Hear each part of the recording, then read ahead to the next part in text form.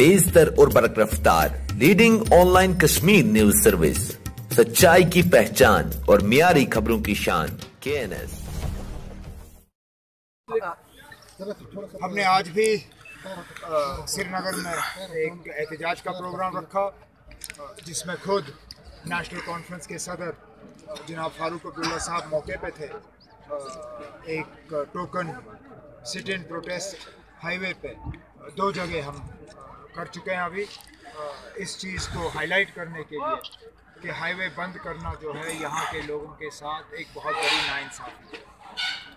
मेरी समझ में नहीं आता कि आप दिन में हफ्ते में 2 बार जो है हाईवे बंद कर रहे हैं, लेकिन हफ्ते के 5 दिन तब भी आपकी सिक्योरिटी की गाड़ियाँ चल रही हैं।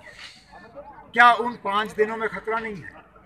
क्या सिर्फ कहीं पे लिखा हुआ है कि सिर्फ संडे और वेंसडे को खतरा होगा और हफ्ते के बाकी 5 दिन खतरा नहीं होगा?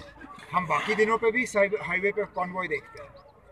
हाईवे जो है बाकी 5 दिन जो है सिक्योरिटी फोर्सेस के चलने के लिए इस्तेमाल किया जा रहा है, तो फिर इन 2 दिनों के लिए हाईवे को बंद करने की क्या ज़रूरत है?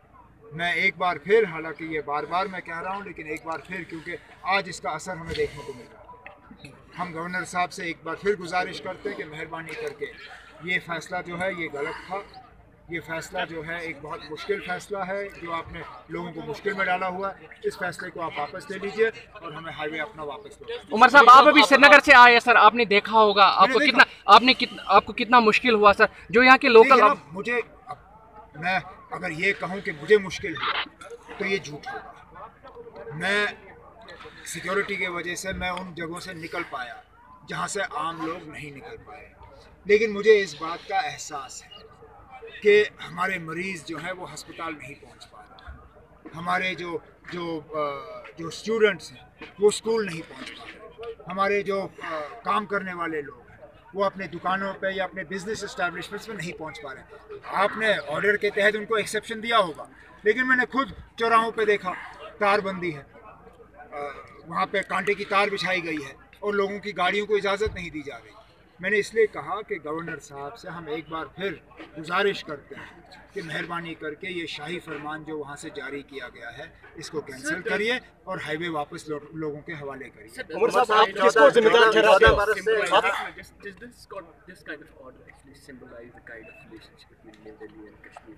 I think it symbolizes a complete breakdown of contact between the administration and the people. Never before in 30 years of violence in Jammu and Kashmir has an order like this been issued, ever. Now either you are telling me that the situation today in Jammu and Kashmir is worse than it has ever been, which I refuse to believe. I refuse to believe that the situation in Jammu and Kashmir is the worst it has been for 30 years.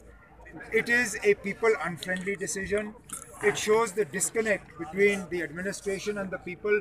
No elected government would have issued this order, and I can only hope that this order is rescinded immediately. You talked about the bunkers. The bunkers have been a huge problem. The homeless have spoken, many times about these bunkers being provided to people living. They have not been provided. They have not been provided. 14 साल पिछले 14 साल से bunkers की and the demand हो problem रही is है। this has been a long pending demand, which, to be honest with you, was less of a concern between 2000 and let's say 7-8 and 2013 or so, because the ceasefire held. So long as the ceasefire held, people weren't pressing for bunkers. But after 2014-15, when we have seen a systematic breakdown of the ceasefire, suddenly the demand for bunkers has increased again. And I think it is the right of these people to be protected, and it is the duty and the obligation of the government to provide them with these bunkers. Okay, चलें आप। ताज़ा तरीन मालूमात के लिए आप जुड़े रहें KNS के साथ।